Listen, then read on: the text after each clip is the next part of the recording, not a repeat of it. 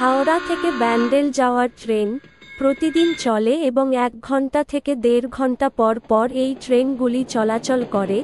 Howrah junction থেকে Bandel junction যেতে যে স্টেশনগুলি পড়ে তার নাম লিলুয়া, বেলুড়, বালি, উত্তরপাড়া, হিন্দ মোটর, কোন্নগর, রিষড়া, শ্রীরামপুর, শেওড়াফুলি জংশন, বৈদ্যবাটি, ভদ্রেশ্বর, মানকুণ্ডু, চন্দননগর, চুঁচুড়া, হুগলি।